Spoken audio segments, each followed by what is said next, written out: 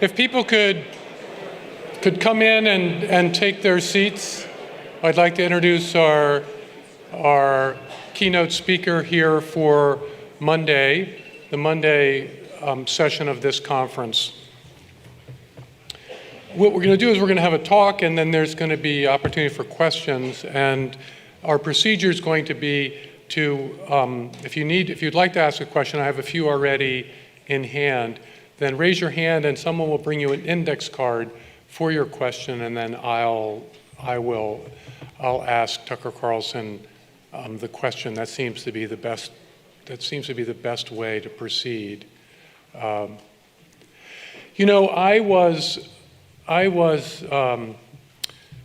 was kind of Trump skeptical in early 2016, and my colleague Mark Bauerlein said, "Hey, Rusty, you really need to watch this YouTube video." Some liberal put together what he thought was the most egregious statements of the candidate Trump during his rallies, and so I dutifully watched this video, and I remember lying down on the floor of my living room, watching it on my laptop, and Trump said in one of his, apparently says it often in his rallies during that campaign, "Our country is being run by very stupid people." And I thought, oh, come on. I mean, we're talking about well-credentialed people, very intelligent people. And then I thought, declining life expectancy, the economic hollowing out of middle-class life in America, foreign wars that have cost us greatly in blood and treasure and squandered our reputation abroad. Maybe Trump is actually taking the least pejorative option, that our leadership class is ignorant rather than malign and malicious.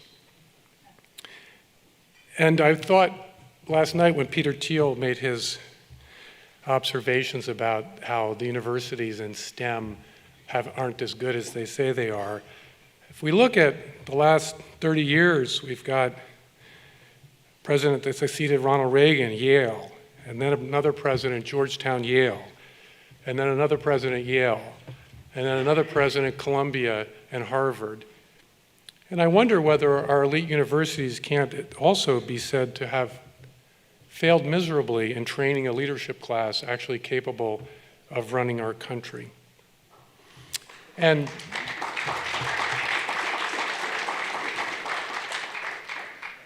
a fish rots from the head down, and our speaker at midday here, Tucker Carlson, has confronted our leadership class left and our leadership class right with their failures. And he has done so over the last year with intelligence, certainly with persistence, and also, as many of us know, with great courage in the face of many attempts to shut him down. I would submit that this has been and will continue to be a great service that he renders to our nation, and for which I believe he will be remembered and honored. And so therefore, it's my great honor to introduce Tucker Carlson as our keynote speaker.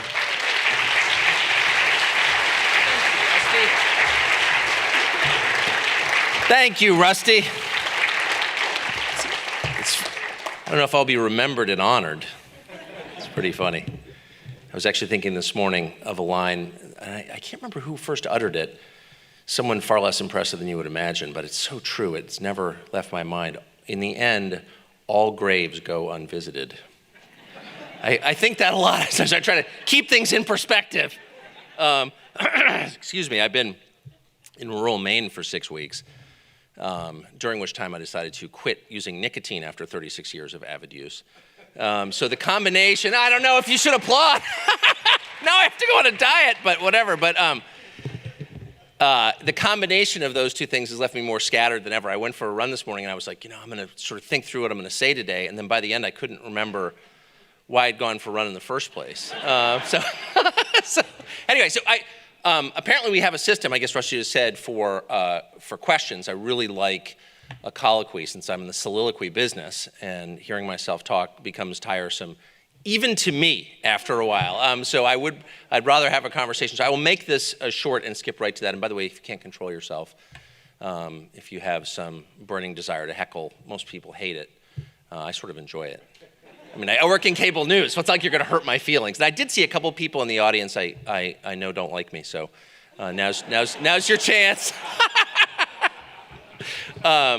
Otherwise, we'll wait for the Q&A. But anyway, so I guess the structure that occurred this morning is, since unlike so many in this room, I'm not any sort of intellectual or particularly well-educated or a systematic thinker in any sense, it might just be better to do what I do and bring you a report from the life that I live, the signature feature of which is that I actually have contact with the people the rest of us complain about quite a bit.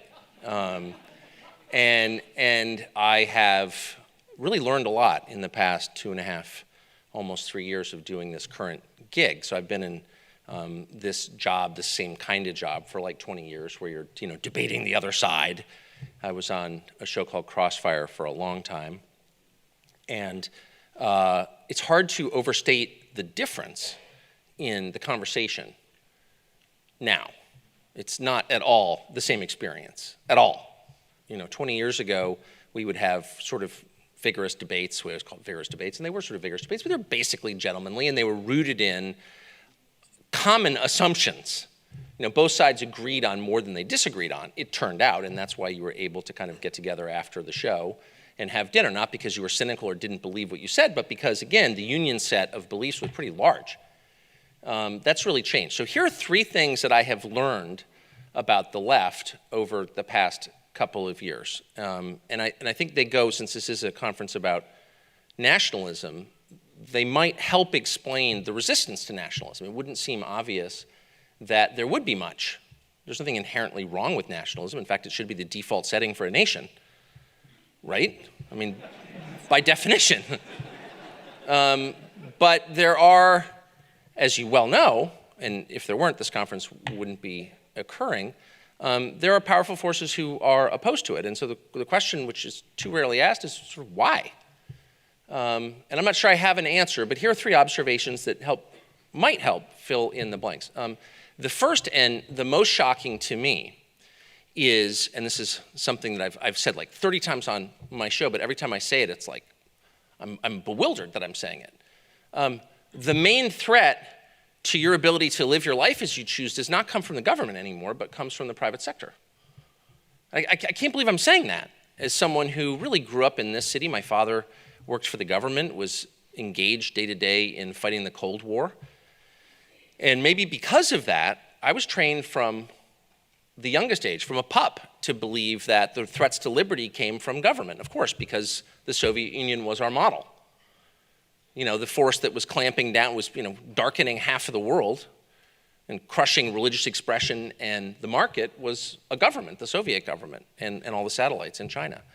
And so it really took a huge amount of evidence, wagging right in my face, not being the brightest person in DC, to realize that in 2019, the threat to the things that I want to do and the things that I want to say, the threat to my conscience, to the ability to believe what I choose to believe, and that's the fundamental right, that those threats really come primarily from companies and not from the federal government. And this even now is a controversial statement. I'm sure there are libertarians, well, libertarians already hate me.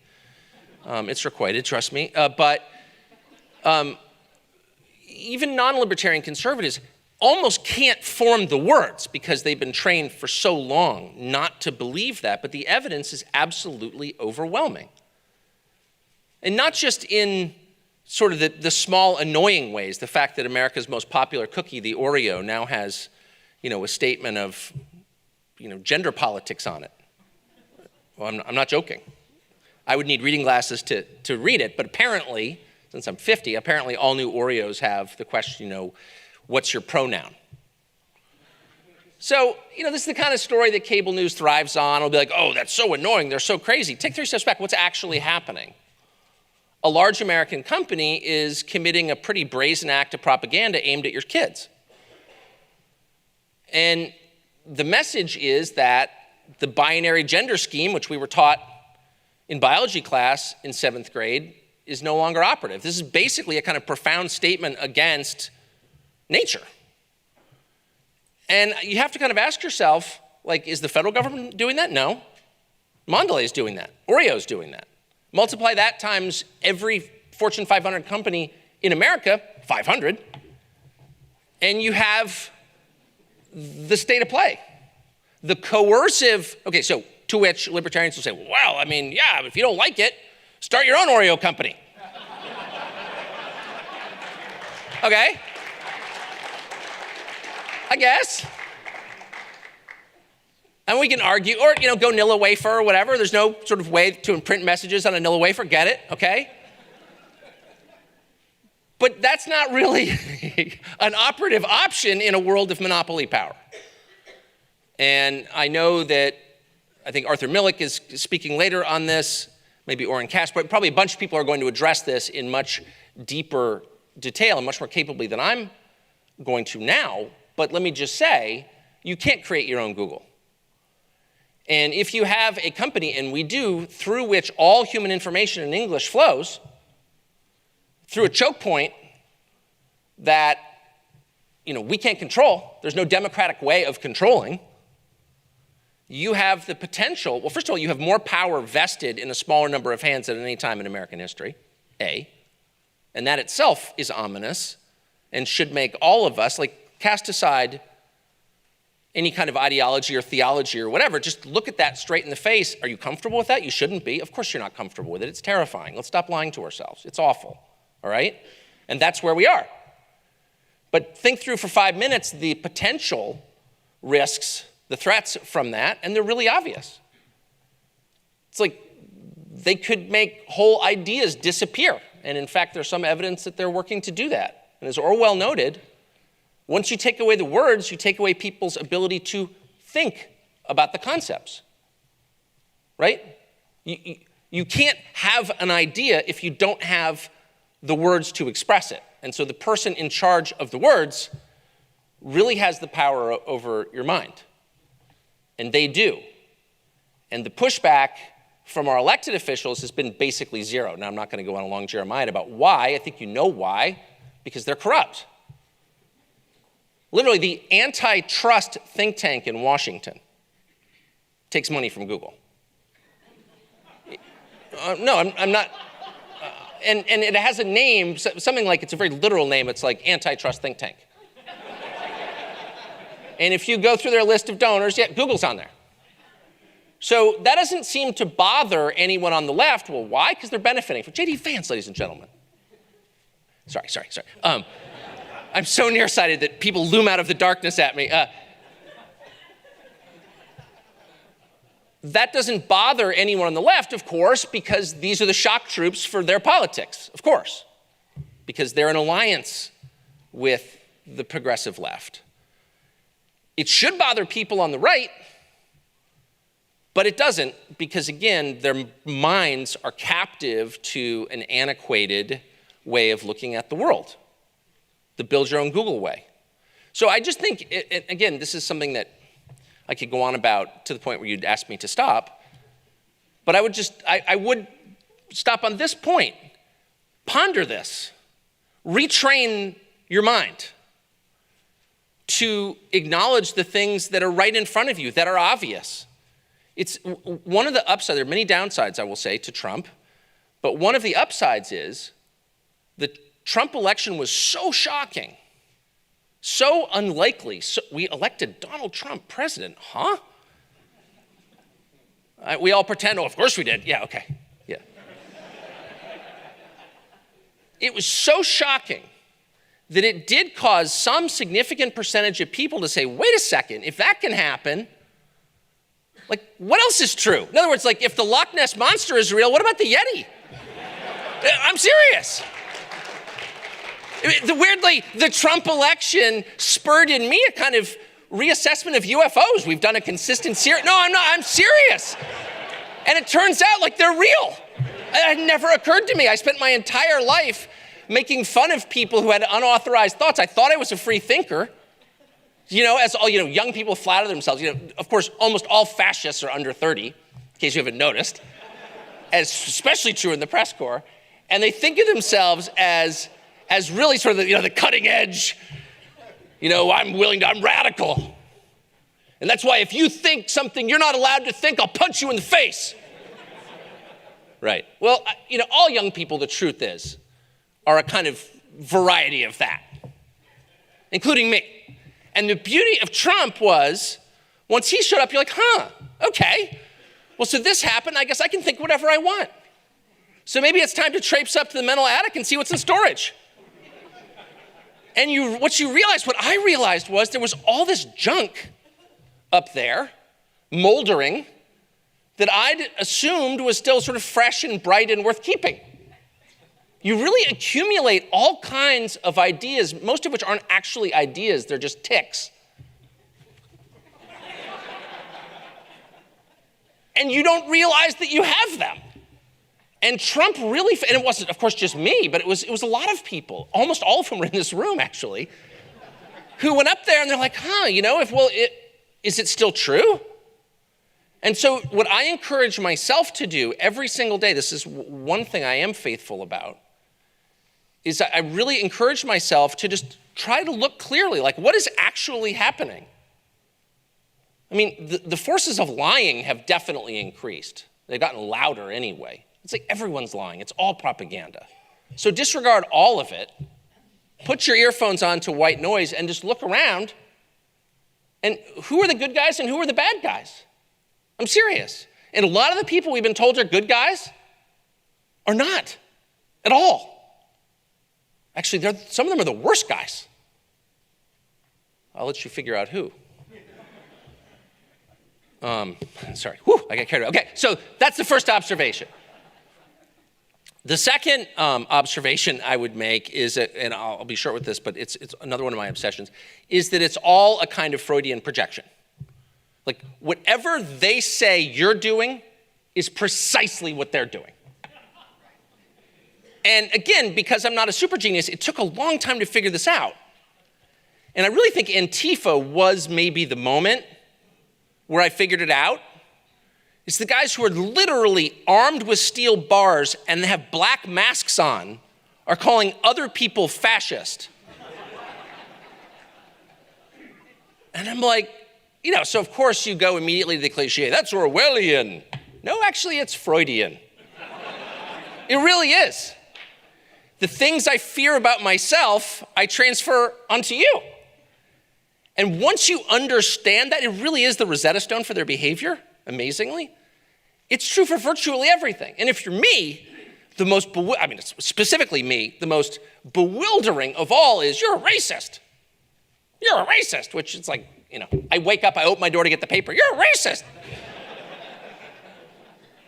And I guess at this point, I probably just admit it. But I actually not. And I make the opposite, I make an affirmative case against racism like all the time on my show. Or for less race consciousness anyway. It's such a boring subject. It's such a dead end. It can't be fixed. It can't be changed. No, I'm serious. So it's not even that interesting. It's not interesting to me anyway. It's not the America that I grew up in. I'm not being self-righteous about it. I'm not saying I'm above nothing. Trust me. One of the things you realize as you age is that you really are pretty loathsome. As my father, this is vulgar, excuse me, my father, who was a genuinely wise man, I had dinner with him last night. He always used to say, when we were little, I mean like third grade, my brother Amit always said, boys, the root of all wisdom is knowing what an asshole you are. Gee, Pop! He would always say that. And it was only in middle age that I realized totally how true that was. So I'm not getting up and be like, I'm really not a racist. Okay, please spare me. What I'm just saying is it's amazing that the people who are so focused on the subject of race are the ones who are denouncing everyone else as racist. And then you realize it's not amazing, because it's true of literally everything they say. Because it's not actually a matter of trying to convince you of their program. It really is a very specific and recognizable psychological syndrome, right? I remember the day that Bill Kristol, of all people, called me a racist. And I was like, really? Bill Kristol? And I was, oh, of course. Of course. It fits. Anyway, so just keep that in mind. And then I guess the last point I would make, which is worth brooding about, is that, and I don't want to believe this, and by the way, I hope I'm wrong, and perhaps I am. But from where I stand right now, it seems pretty clear to me that they're not interested in peaceful coexistence. And by temperament, I just reject that. I really am liberal. I'm literally an Episcopalian. Still practicing, amazingly. But I am liberal by temperament. It would never occur to me to choose my friends by their political beliefs. It would just never occur to me, ever. Nor would it ever occur to me to try to control someone. As much as I despise libertarians, and I really, really do, I mean that. I also kind of am one. I am functionally in a lot of ways libertarian. I'm just not that interested in other people doing their weird thing. Go crazy. It's just how I feel. I probably shouldn't feel that way, but I do. They don't feel that way. They don't. So if you were, and someday I'm going to do this if I have time, it'd be interesting to go down to like the most remote county in Alabama and interview just a cross-section of people at the Hardys, just 25 people, and ask them what they think of the personal sexual practices of the residents of Williamsburg, Brooklyn, and B, how often they think of it. How much of your disk space does this occupy? How many hours a week, estimated, do you spend seething about what they're doing in the sack? 1,500 miles from here. And I'm pretty sure you would find right around 0 people would even understand the question. It just wouldn't compute. Brooklyn, huh? I don't know. Probably something weird, right? Yep, something weird, for sure. All right. That's in New York City, right? Yep, well, there you go. Would you like to pass a law to prevent them from doing that weird stuff? Huh? Who are you anyway? No. And I mean all of them elders at the local Antioch Baptist Church. Evangelicals 100%. And they would tell you no. And then of course, you know the second half. Go to Williamsburg. And what do you think of the people of, Dothan County, Alabama? You know that over 50% of them are against gay marriage? What? I was just thinking about that this morning. We should kill them. They lay awake at night thinking that somewhere in this country there is somebody who's not fully on board with the program. And by on board with the program, I don't just mean is disobeying. I don't mean a county clerk is refusing to sign a marriage certificate. That's a real argument. I get it, no matter what side you're on. No, they mean someone who, in his heart secretly, is traipsing down to the basement after dinner and communicating by shortwave with someone else who disagrees. And that's unacceptable. And we're gonna root that person out, and we're gonna fix that person. In fact, you know what we're gonna do? We're gonna re-educate that person.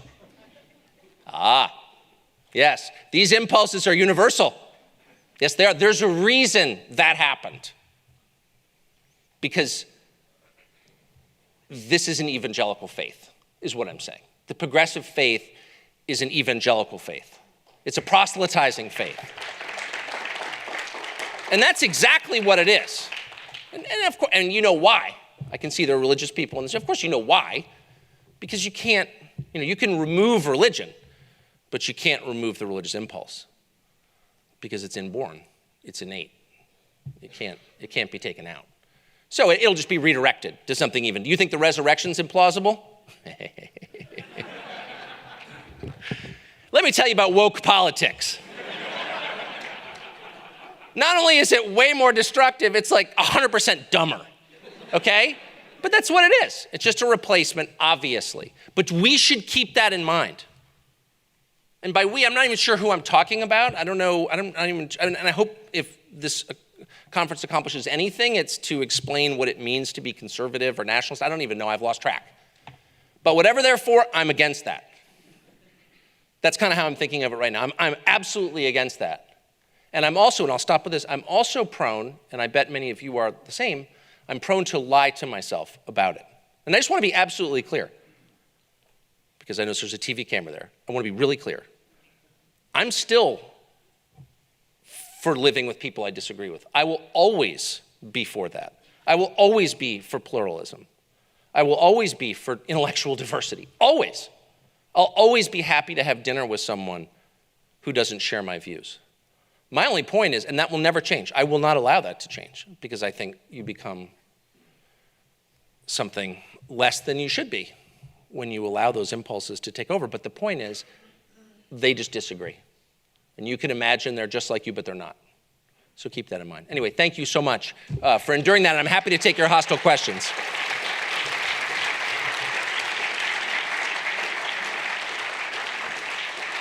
As the voice of the audience, question number one. Oh. What is the most important thought we still haven't given ourselves permission to think? Okay, maybe let's make it easier. What is the most important thought we haven't given ourselves permission to say out loud?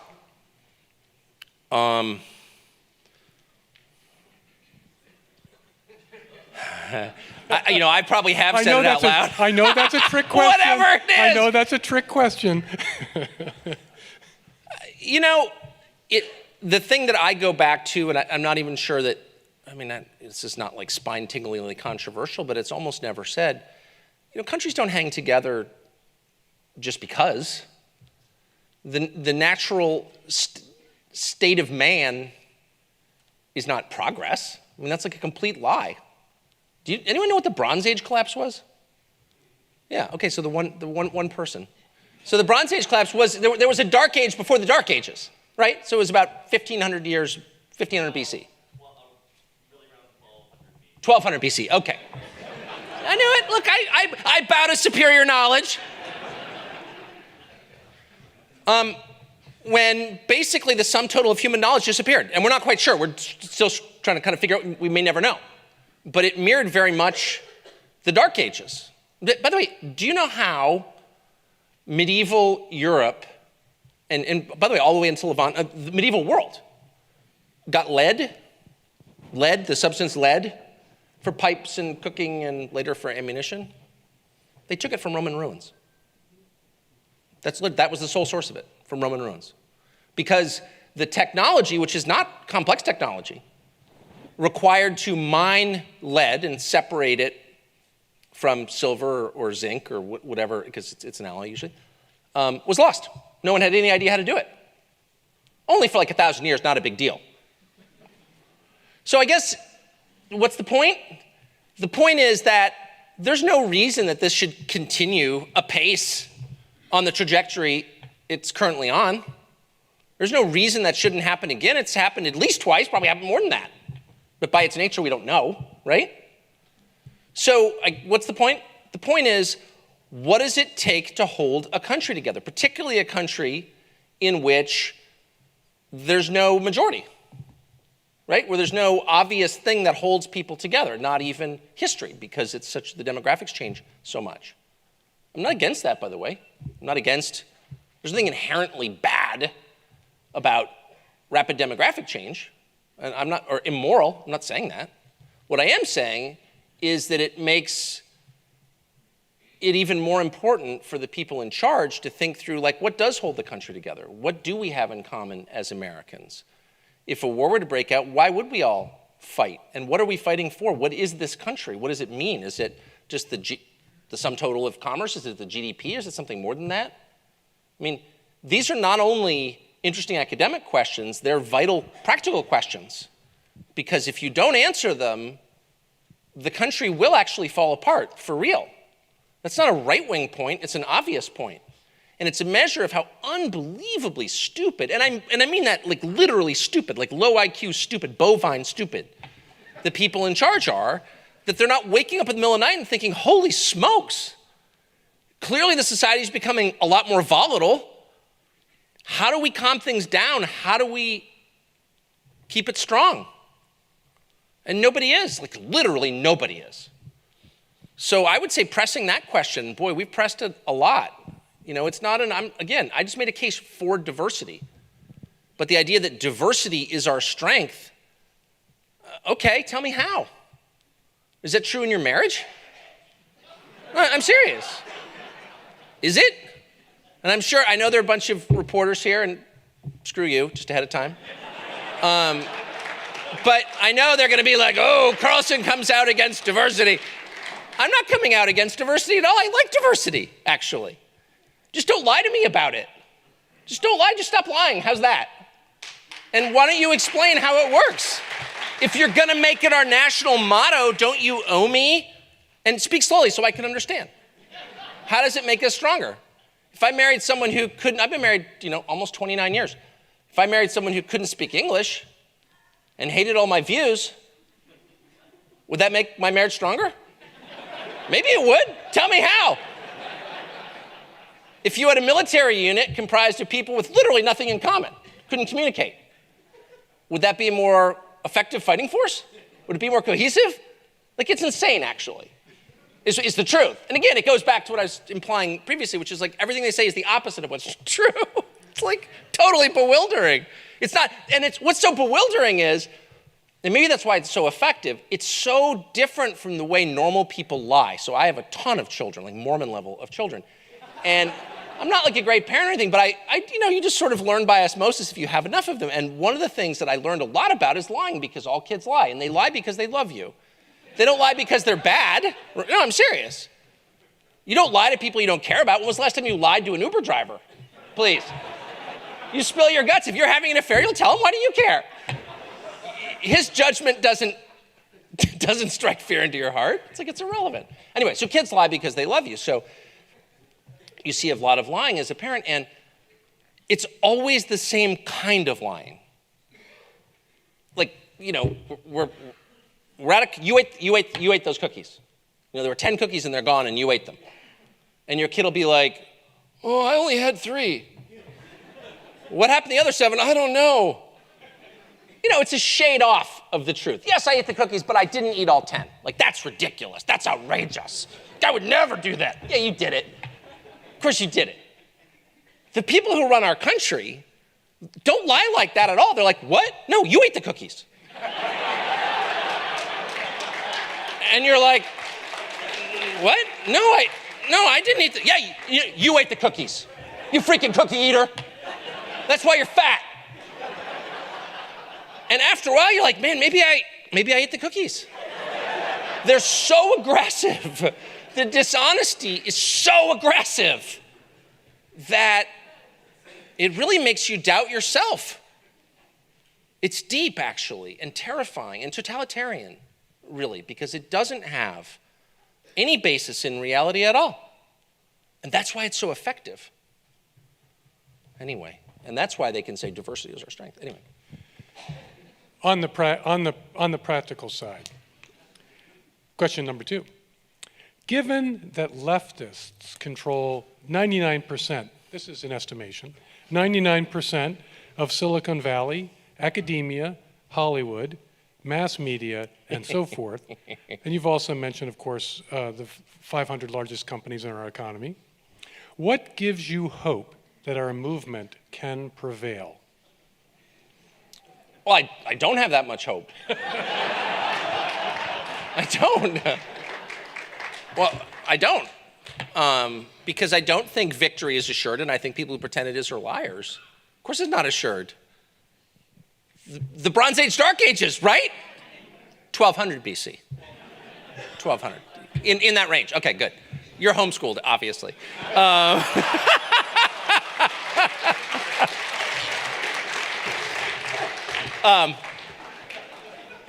Yeah, no, I don't have a ton of hope. I mean, I have every reason to want to believe that. I have every reason to try.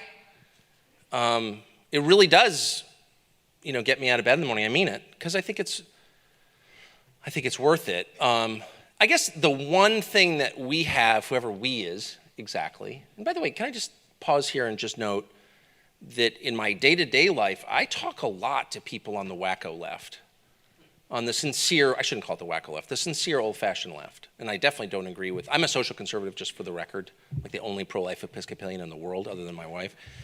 But I really mean it. I sincerely mean it. I'm not kidding at all. There's obviously no upside to being a social conservative. Why would you pretend that? Just so everyone can hate you? So I disagree with, the Jacobin people on a lot of things. But I will say, I've learned in the past couple of years, they're right about a lot. And the one thing they have in common with us, with me anyway, is that they are that they're not partisan. They don't care. They think the Democratic Party is ridiculous. Well, so do I. And I certainly feel that way about the Republican Party. Those people, they represent me on the Hill? Are you joking? I have complete contempt for them, like total contempt for them. Really heartfelt disgust and loathing, actually. So, because, they're, whatever, for the reasons, the reasons. But anyway, the point is, the left kind of feels that way about the Democratic Party. And so some of them, and I won't name names, but some of them are actually kind of honest. And they're looking at what's happening, particularly to the economy, and saying, well, this is like hurting people. Like, what is the point of this, actually? Do you know what I mean? And why this income inequality thing, for example, which we were trained, for my whole life, generations, to think was just a pure invention of some diabolical French intellectual to destroy America, actually is completely real, and it's totally bad. And the more egalitarian a country is, the more stable it is in general. I'm not for forced egalitarianism, obviously, I abhor that. I generally think we should trust markets. Yeah, of course. I'm not a leftist. On the other hand, if you have a society in which a shrinking number of people are getting an expanding percentage of the spoils, like that's a recipe for revolution. Like that's insane, that's not sustainable. And anyone who tells you it is works for the Kochs and can be quiet, because it's not. That's crazy. And there's some people on the left who are willing to say that, and amen. Anybody who tells the truth, I will support, period. I don't care. Because why would I care? I don't work for them. So I guess what I'm saying is, I am given hope by the fact that the overwhelming majority of people don't buy into this at all. They think it's insane. What percent? I saw a poll, Axios. You know what Axios? I'm only dimly aware of what Axios is, but they do these kind of authoritative sounding polls, which I love when I agree with them, as I did this morning. Ilhan Omar, who's a member of Congress from Minnesota, probably the worst person ever to serve in the Congress, I would say. I don't want to beat up on one man. There are a lot of bad people in the Congress, and to her great credit, she's willing to say out loud what a lot of them think. So she does get, I think, credit for being honest about her awful views. But anyway, the point is she's awful, and awful in a specific way. We rescue you from refugee camp. Stop lecturing us about how horrible we are. Do you know what I mean? Yeah, that's fair. So I said that the other day and immediately got threats of a boycott, or we're going to shut you down and you're a racist. Okay, please. And so I see this poll this morning. You know what percentage of Americans who know who Ilhan Omar is approve of her? 9%. 9%. It's hilarious. Go on Twitter, which I'm never on, but occasionally my producers will send me links from people who the aforementioned Bill Kristol, but a lot of other people who you thought were smart or were kind of reasonable, whatever. They're taking up for Ilhan Omar. And that's when you realize that this hothouse world that we live in, all the angry people, they actually really don't represent the majority of the country. Most people are kind of reasonable. They're not especially ideological. They're a little harder to BS than you think they are. And their real interests are kind of basic human interests. You know what I mean? Sort of want to live unmolested, have their kids do a little better than they did. Nothing grand. And they're kind of decent bourgeois people, the overwhelming majority. So that gives me hope. But again, there's no guarantee that the majority has a say in how it's governed. That has absolutely not. Democracy is like this weird little experiment. From the end of the Roman Republic till 20 minutes ago, no democracy. Why is that? Not a good sign, actually. It was such a self-evident idea, then why didn't it exist? Right. Sorry. Okay, as long as we're talking about Jacobins, this question speaks to that. Is Elizabeth Warren a potential ally for the goals of a national conservative movement? Yeah, she's a living tragedy. No, I'm serious. Elizabeth Warren wrote one of the best books I've ever read on economics. Ooh, you must be a leftist. I'm not. I'm a father. She wrote a book called The Two-Income Trap with her daughter. It's an amazing book. You should read it. And let me just say, I think Elizabeth Warren's a joke. A race-obsessed, bizarre, identity politics person, silly. I hate that stuff. It's completely a dead end. It's a distraction designed to get the rest of us to stop thinking about who's getting rich from the current arrangement, obviously, right? It's, wah! Pickpocket, right? I mean, duh. Racist! Steal your money. Which is exactly what they're doing, which is why the finance world supports it so assiduously. But Elizabeth Warren's book, the book she wrote with her daughter, makes a revolutionary point, which is the single biggest change to our society got almost no press. And that was the moment it became impossible for the average person to support a family on one income. Had a huge effect, a massive effect on everything. And it really is kind of the key to woke capitalism. You're wondering, like, what is it really about, Facebook's embrace of the left? What is it this is what it's really about. It's about economics. Why are they so in love with abortion? Same thing. It's about economics. When Chelsea Clinton tweets that, the thing about abortion is, the beauty of Roe v. Wade is, since 1973, our GDP has skyrocketed. No, I'm serious. This is an absolutely common argument on the left. Abortion equals economic empowerment. Okay, so what is that argument? Unpack that a little bit. What are they really saying? Well, they're saying that unencumbered by concerns of family and children, women can become obedient servants to global capitalism. Do you know what I mean? Like if I'm picking employees, do I want to pick someone whose first loyalty might be to her kids? No, of course not. I want to pick someone whose first loyalty is to me. So we're not kind of having that conversation. Elizabeth Warren did. So she's making the case that we need to, and we can argue about how, and we should argue about how, but she's making the case that we ought to be working toward a society in which a parent can stay home to raise the kids. Not forever. If you have kids, it's what is it, 6 years? 5 minutes, depends how many kids you have, but it's not a lifetime. The point is most people want that, actually. What's so interesting, and it's a measure of how impoverished our national conversation is, this is never discussed. I've tried to push it. Everyone looks at me like cross-eyed, like, what's that have to do with it? Okay, right. It's the most important thing.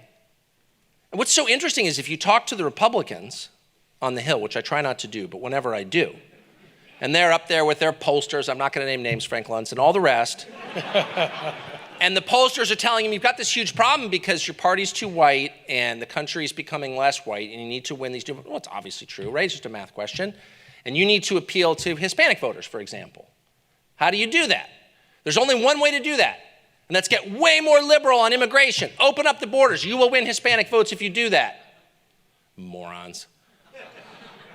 What they never do is look at the second order polling, which is Hispanic voters are not for open borders, actually, at all. And it's patronizing. Indeed, it's probably a species of racism to assume that they are. You know what they're really for? Way more than white voters even? Getting to raise their own kids. Do they get to do that? No, they can't, because they can't afford it. Same with African-American voters.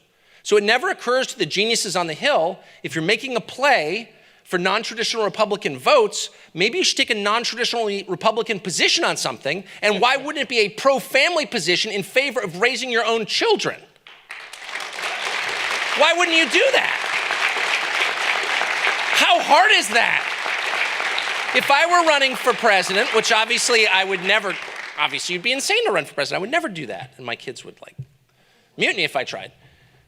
But if I were talking to someone, if I were advising someone who was running for president, I would say make that the centerpiece of your campaign.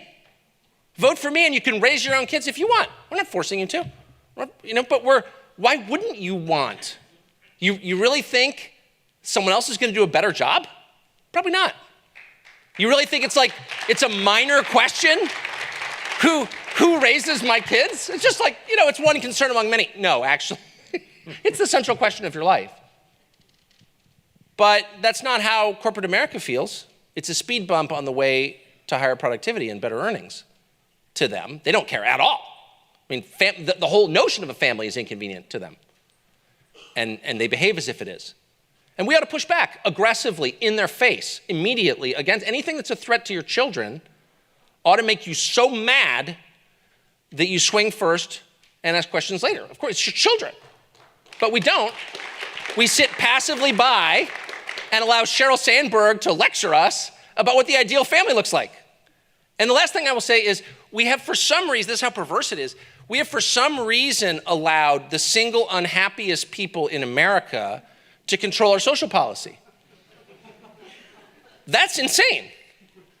If you were looking for, I don't know, advice on real estate investment, would you go to a homeless person? No, this is someone with a demonstrable inability to get the real estate market right. If you were looking for someone to manage your 401k, would you go to someone who recently declared bankruptcy? Probably not. And yet we turn to people like the columnist for Teen Vogue or whatever. We turn to the unhappiest people out of a population of J.D. Vance, 330, something like that, in that range. Homeschooler, 330, I think, over 300 million. We affirmatively seek out the people with the most damaged relationships, most alienated from other people, with a demonstrated inability to form long-term, lasting, healthy relationships with any other human being. We turn to those people, we seek them out, the people with the face tattoos, and we're like, how should we run it? Just kind of looking for some advice on my personal life. In fact, you know what? Why don't you tell my kids how they should grow up and what their values should be? In fact, you know what? We're gonna make you headmaster of our private school and then charge everyone 60 grand to go there. Sorry, you have to be an Episcopalian to get that joke. But that's basically what we've done. If you have influence over young people, if you are in any way influencing how people order their personal lives or how families are run, by definition, you should have to pass a series of stringent tests that make carrying the nuclear codes look simple. Because there's nothing more important than that. And we treat it like it's the least important thing. So, to answer your question, Elizabeth Warren's point about families is, in my opinion, the most interesting, the most resonant, the most important point I have read, including all the stuff from the social conservative groups, which I love, but don't have a ton of respect for, honestly. Everything they've written in the past 10 years that I have read, and I've read most of it because I am a social conservative, her book is more important than any of that. That's how I feel. Okay, another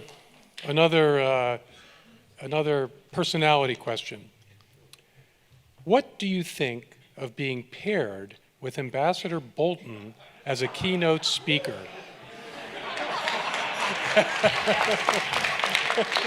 I mean, how honest do you want me to be? It made me feel like wanting to go to war. I was willing to fight.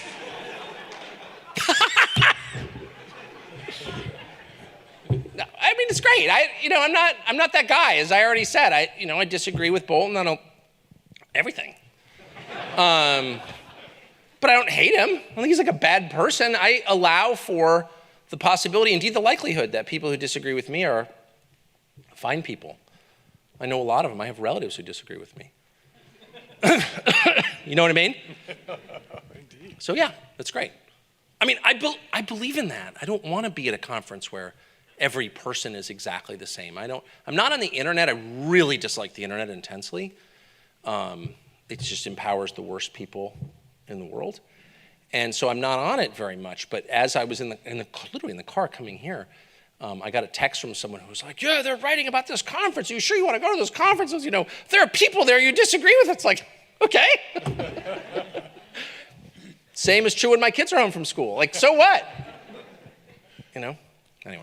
Okay, this will be the final question. All right. What will be our most likely excess or mistake on the right if these changes that you would like to see a move away from libertarianism happen? Oh, gosh. I mean, how much time do you have? I mean, it's in human nature. I read a statistic, because as I noted at the outset, I live in Maine for 3 months a year in a very rural area. And I once read a stat from the Maine Department of Transportation that said the majority of single-car fatalities in Maine occurred when the driver hit a tree on the opposite side of the road. And the cause of this, of course, and if you live in a rural area you know, is we have soft shoulders. So you are driving along, you feel your wheel gets stuck a little bit in the sand, and you radically overcorrect and hit a tree. And that, to me, is like the best metaphor for American politics there is. It's an endless cycle of ignoring a problem and then overcorrecting. Do you know what I mean? So no one, I think, in television was madder about the opioid epidemic than I was. I mean, we all should be mad about it. It's the main reason life expectancy is in decline, as you noted in your intro.